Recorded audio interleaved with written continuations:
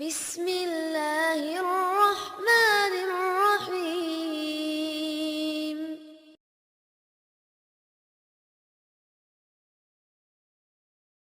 Bismillahirrahmanirrahim. Assalamualaikum warahmatullahi wabarakatuh. Teman-teman yang dirahmati Allah Subhanahu wa taala, ada satu kisah yang luar biasa. Kisah ketika malaikat Jibril menangis.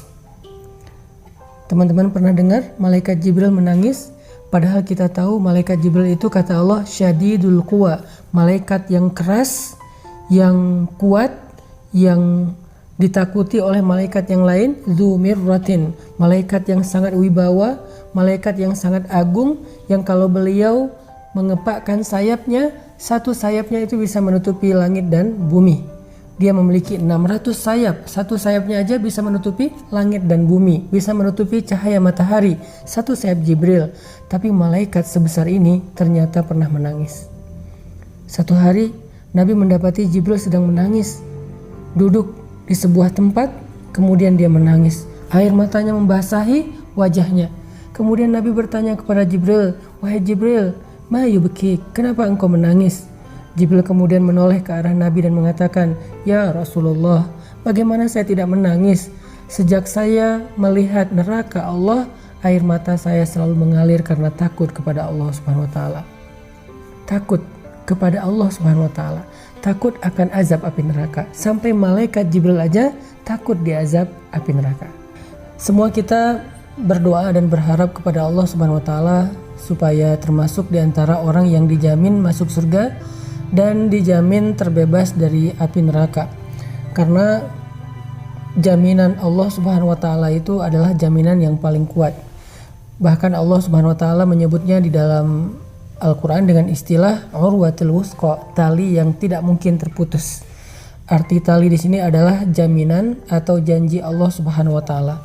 Sehingga siapapun yang mendapatkan jaminan mutaqa'u minan nar, terbebas dari api neraka, berarti dia termasuk orang yang sangat beruntung. Gak ada yang lebih beruntung daripada itu. Karena ketika dijamin terbebas dari api neraka, berarti dia terjamin masuk surga. Soalnya di akhirat gak ada tempat kecuali dua. Kalau gak surga, berarti neraka. Sehingga siapapun yang terbebas dari api neraka, berarti tempatnya di surga. Atau sebaliknya, siapapun yang tertolak dari surga dan tidak mencium aroma surga, berarti dia tempatnya di neraka. Siapa orang yang dijamin terbebas dari api neraka menurut Al-Quran dan hadis? Banyak. Orang yang pertama, kalau kita baca di dalam hadis, adalah orang yang melaksanakan sholat subuh berjamaah. Kalau kondisinya sekarang harus social distancing, maka sholat subuh berjamaah kalau nggak bisa dilakukan di masjid, berarti melakukannya di rumah bersama dengan keluarga tepat waktu. Nabi SAW bersabda, siapa yang melakukan sholat subuh berjamaah di masjid, fahuwa fi zimmatillah, dia berada dalam jaminan Allah. Allah yang menjamin dia di dunia dan di akhirat. Sehingga sholat subuh berjamaah tepat waktu yang mungkin sedikit agak membuat kita harus bersusah payah, tapi ternyata balasan di sisi Allah jauh lebih besar. Sehingga kesusah payahan kita bangun subuh, kemudian berwudu dalam keadaan dingin, masih menahan ngantuk, itu akan terasa sangat murah dibandingkan dengan balasan yang Allah berikan kepada orang yang melakukannya. Maka dari itu, setiap malam sebelum kita tidur, coba teman-teman ingat-ingat kembali janji Nabi SAW tentang sholat subuh berjamaah, sehingga sebelum tidur kita udah berazam, kita berniat yang kuat, ya Allah besok saya pengen dapat jaminanmu. Sehingga kalau saya besok dalam 24 jam meninggal dunia, berarti Allah menjamin dia terbebas dari api neraka. Itu keren banget. Terbebas dari api neraka, terbebas dari sulitnya hisab, terbebas dari tergelincir di sirat, terbebas dari panasnya padang mahsyar, terbebas dari azab kubur, terbebas dari su'ul khatimah. Semua yang buruk-buruk akan Allah jamin dia terbebas darinya. Dan jaminan Allah itu gak hanya berlaku di akhirat, tapi juga berlaku di dunia. Artinya dia terbebas dari sifat munafik, dia terbebas dari kekufuran, dia terbebas dari musibah-musibah yang menimpanya hari itu. Sehingga Siapapun yang pengen dapat jaminan fahuwa fi zimmatillah, dijamin, dilindungi oleh Allah Subhanahu wa taala, dan yang paling besar adalah dijamin dan dilindungi terbebas dari api neraka, maka sholat subuhlah berjamaah. Walaupun agak berat. Mungkin kita ngerasa subuh berjamaah itu sesuatu yang luar biasa, berat banget, males banget, susah buka mata, dingin-dingin harus ke masjid. Tapi kalau kita bayangin ganjaran atau balasan ya Allah sediakan di balik ibadah itu, ternyata apa yang kita lakukan itu walaupun berat sangat murah dibandingkan dengan balasan di sisi Allah. Mau dapat jaminan 1 hari besok, sholat subuh berjamaah. Niatkan sebelum tidur. Yang kedua, orang yang dijamin terbebas dari api neraka adalah orang-orang yang melaksanakan ibadah Ramadan dengan maksimal. Dia melakukan ibadah puasa dengan sempurna, dia melakukan ibadah sholat tarawih dengan sempurna. Kemudian dia memperbanyak amal-amal sunnah di antara kedua ibadah ini. Di antaranya dia melakukan ibadah zikir, dia tilawah Al-Quran, dia sholat sunnah, dia memberi makan orang yang berbuka puasa, dia kemudian bersedekah, dan banyak lagi amal-amal soleh yang dia lakukan sepanjang bulan Ramadan. Maka dia termasuk orang yang kata Nabi utaqa'u minan nar, dijamin terbebas dari api neraka. Ini jaminan yang susah banget untuk didapatkan kalau bukan karena Allah yang Maha Pemurah. Kalau bukan karena Allah Maha Pemurah, untuk terbebas dari api neraka itu susah banget. Bahkan neraka itu selalu merasa lapar untuk melahap manusia-manusia yang banyak dosa. Bahkan neraka itu mengatakan, hal min mazid, adakah tambahan? Aku ingin makan lagi, aku ingin makan lagi. Sehingga dengan kita berpuasa bulan Ramadan, melakukan ibadah sholat malam di malam-malam Ramadan, ditutup dengan Lailatul Qadar, dan kemudian diakhiri dengan takbir di hari Lebaran. Mudah-mudahan kita termasuk orang yang terbebas dari api neraka, yang bahkan Jibril cemburu kepada kita. Siapa lagi orang yang dibebaskan dari api neraka? Dalam sebuah hadis Nabi SAW bersabda, tahukah kalian siapa orang yang hurrima 'alan nar, yang dibebaskan atau diharamkan bagi api neraka? Neraka haram makan dia, dan neraka itu termasuk makhluk Allah yang tidak makan kecuali apa yang Allah halalkan bagi dia. Siapa yang Allah halalkan bagi dia? Orang-orang kufur, orang-orang munafik, orang-orang yang durhaka, yang banyak melakukan kezaliman. Tapi ini ada orang yang hurrima 'alan nar, yang diharamkan bagi api neraka, sehingga api neraka nggak mungkin makan dia, karena api neraka tidak mau makan kecuali yang halal baginya. Siapa orang yang hurrima 'alan nar, diharamkan bagi api neraka? Kata Nabi, orang yang hayyin, layyin, qaribin, sahlin. Orang yang hayyin, tenang, yang tidak mudah untuk berkeluh kesah, apalagi meratapi keadaan, meratapi takdir, meratapi musibah. Kedua, orang yang layyin, lemah lembut.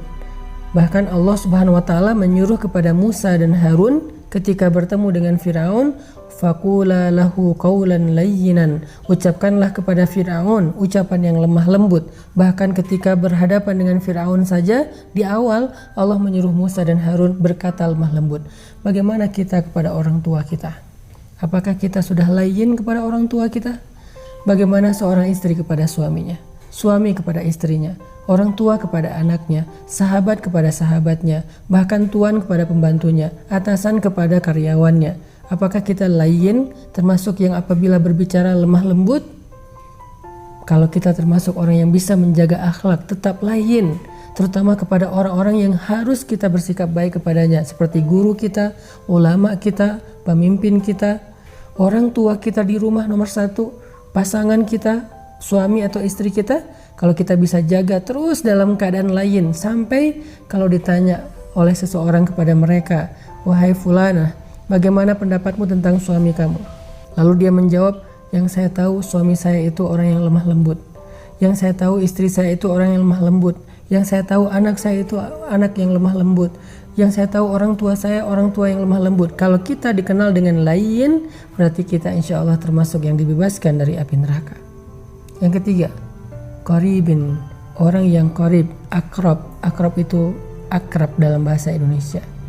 Artinya orang yang tidak mau memutuskan silaturahim, yang menjaga keakraban dalam keluarga, orang yang gak jaim, orang yang mudah bergaul, orang yang mudah untuk dekat dengan orang lain dalam kebaikan-kebaikan, orang yang tidak sombong, yang membuat jarak antara dia dengan orang lain. Kalau kita bisa dekat bahkan dengan anak yatim terutama. Siapa yang dekat dengan anak yatim di dunia, maka dia akan seperti ini di surga dengan Rasulullah SAW. Dekat dengan anak yatim, dekat dengan orang miskin, dekat dengan orang yang susah, dekat dengan keluarga besar kita, dekat dengan siapapun yang kita anggap mungkin kurang dari kita dalam banyak hal, kurang dari sisi fisik, kurang dari sisi harta, kurang dari sisi ilmu. Sebutlah dengan orang yang masih awam, kita merasa dekat sehingga semua orang merasa nyaman dengan kita. Insya Allah berbahagialah kita termasuk orang yang dijamin terbebas dari api neraka. Dan yang keempat, orang yang sahlin, orang yang memudahkan urusan orang lain. Jangan terlalu ribet, jangan terlalu birokratif, jangan terlalu kaku. Apalagi ketika kita bergaul dengan sesama muslim. Ada beberapa urusan antara kita dengan teman kita, saudara kita, jangan terlalu kaku. Semuanya salah atau terlalu hard feeling. Semuanya disimpan di dalam hati, semuanya membuat dia emosi, gak ada rasa percaya kepada sesama muslim, sehingga semuanya tuh harus birokratif. Nah ini berarti dia gak sahlin. Seorang muslim dia sahlin dalam urusannya. Salah satu contoh sahlin memudahkan itu adalah hadis-hadis tentang masalah hutang piutang. Kata Nabi, siapa yang meminjamkan uangnya atau hartanya kepada saudaranya selama misalnya 1 hari, berarti selama 1 hari itu dia telah bersedekah sebanyak uang yang dia pinjamkan. Lalu besoknya saudaranya yang meminjamkan hartanya mengatakan, saya belum sanggup membayar, bolehkah saya meminta waktu lagi?